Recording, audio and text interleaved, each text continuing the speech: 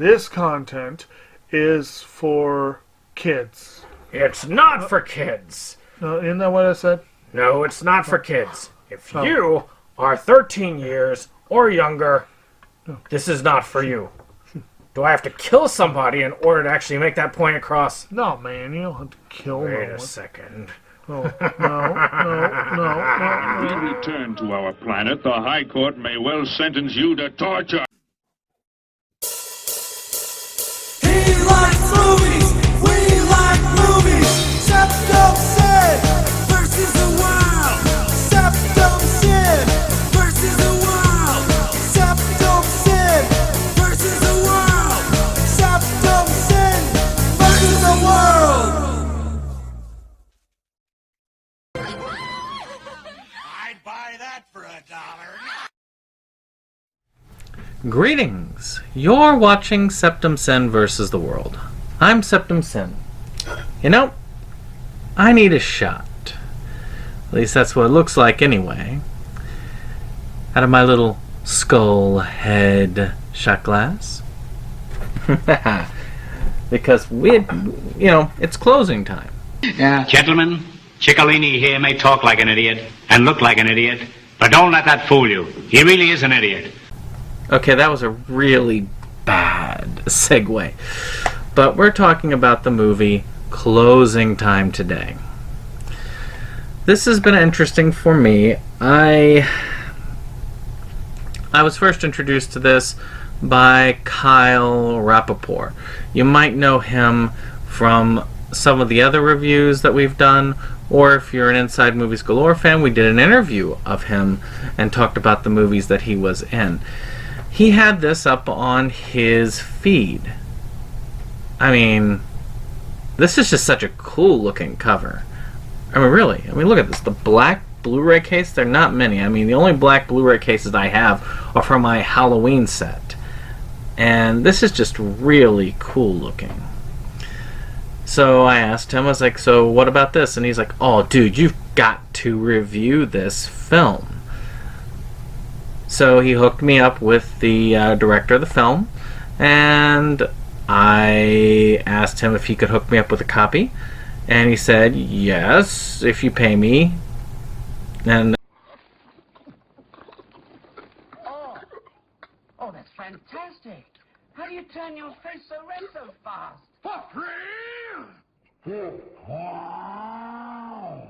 I paid him, and I got a copy, which is good. So this is the way it looks inside. It's got a Blindsight Productions card on here, and this is kind of a cheap thing. You can tell by the paper and the feel. This is like something old school. I actually used to have a program that did that for CDs, and I had a couple of cool looking ones on that. The back has some pretty cool art on it. I couldn't find hardly any photographic or kind of much evidence of its existence at all online. So you just got to look at my pretty face for the most part. Maybe a clip or two, but not from the film. I didn't do a lot of screen captures because I don't do screen captures well. So that's what it is. As far as special features, there is a pretty cool making of featurette which you should check out, and that's about it really. I mean, I think, and the trailer. So overall, presentation wise, I would give this a pretty good grade for what it is. So let's talk about it. We start off in this quiet mountain town where a man is run off the road, seemingly by a drunk driver.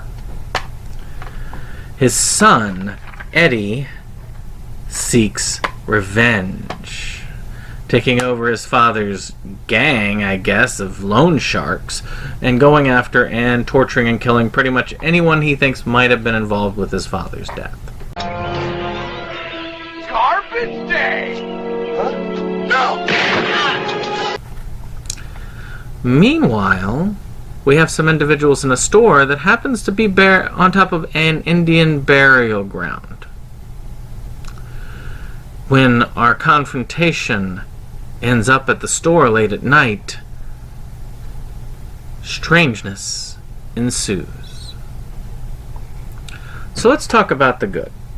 The guy who played Eddie, and I can't remember his name off the top of my head, but the guy who played Eddie is, in my opinion, the star when it comes to the acting in this film. The acting is all over the place in the film, and of course Kyle has a fairly decent-sized speaking part. And later on in the film, I was looking around, I was like, did I miss him? Did I miss him? And then he comes in, and he's playing this character that's the brother of another character. And it's a fairly lighthearted part of the film at that moment, anyway. As far as here, Eddie is that psychopath killer. I mean, by the end of the film, you don't really feel any sympathy for the man. But he does it so well. Sometimes that is better. You really do get that feeling that he's there. The acting, like I said, all the rest of the way was kind of, was passable. Some a little bit good, some a little bit not so good, but nothing like abysmal. Nothing that, and I've seen abysmal acting. The music in this is fairly good grade. But the thing that really surprised me was the quality of the visuals.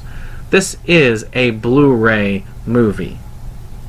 So, I don't know whether they put it on this. I'm thinking this is a Blu-ray disc. I could be wrong on this particular.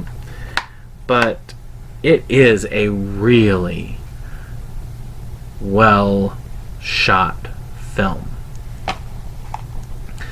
The visuals are crisp, there's no blurring, the sound quality is good. I'm not sitting there going, I'm not looking around, lost in the dark. I'm talking to you, Camp Blood. I am amazed at the quality of the visuals. The makeup is also passable to really good. I really like this. I mean, this guy doesn't show up very long, but he really was creepy at the end. And I even like the shaman character too. And there are a couple of other really cool effects throughout this. Again, for what it is, for the budget it runs into. There's a part where the guy, where I believe Kyle, who's also named Kyle, picks up the big wrench, setting up, of course, foreshadowing. A big wrench. I don't know. I thought that was funny. Frankly, my dear, I don't give a damn.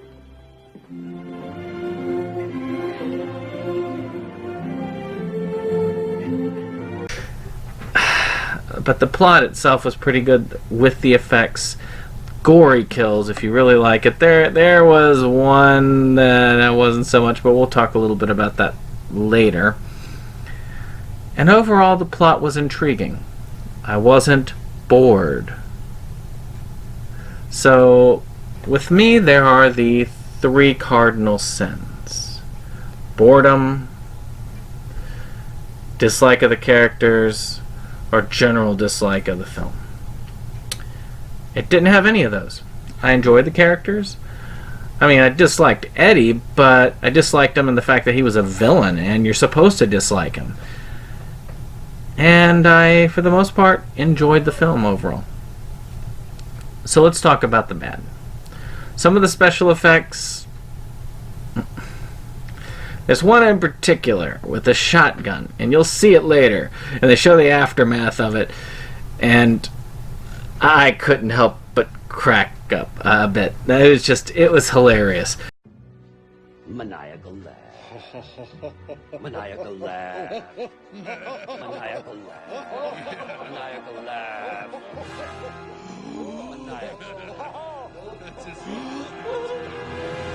If you see this, you should check it out. And by the way, this is not for kids. If you haven't figured this out, this is a slasher film. It's not for children. And a lot of the gore can be difficult to watch if you're not somebody who is into this. I mean, if you're a big gore fan, this will probably be nothing to you. So I would just, take that with a grain of salt. Still, at the end of the day, I think that that's really all I have too bad about it. I mean, some of the acting was a bit wooden, but again, nothing that I felt like was so abysmal that it required me to deal with it here. The last of it is the plot. Overall, it's an okay plot. But I have to say, the Indian burial ground part, I felt like it was... Monkey's out of the bottle, man. I felt like it didn't necessarily need to be there. We could have done this without that. It was an interesting twist, and it did provide some interesting visuals and action in the film, but I almost felt like it was an afterthought. But with that saying, these are kind of minor ones. I've been kind of on the fence between ranking this a 6 or a 7, but I think I will go ahead and give this a 7 out of 10. Mainly because it had a good making of featurette on it, it's got some really good presentation, and that can give it the extra boost to give it up to a 7. So what did you think of Closing Time? If you haven't heard of it, I understand. It's not on IMDb. It's almost impossible to find elsewhere. If you want a copy, you need to go on to, Jim Roberts. Go to his Facebook. Ask him about Closing Time. See if he'll sell you a copy. Seems to be the only way it's available, and that is a shame, because this is a very well done slasher. Well, this has been Septum Send vs. the World. I hope you've enjoyed our review today, and we will see you next time. Or a little bit later at the shout out.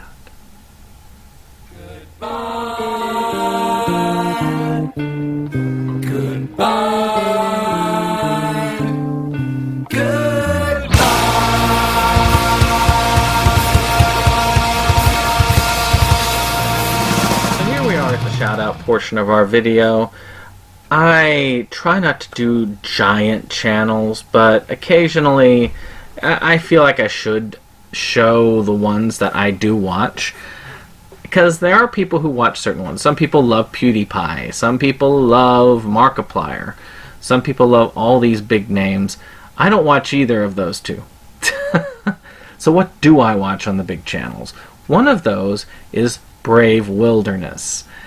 This particular one I liked because I was looking for a nature channel on YouTube, and there are surprisingly few nature channels on YouTube, or at least at the time I was looking. It's been a number of years.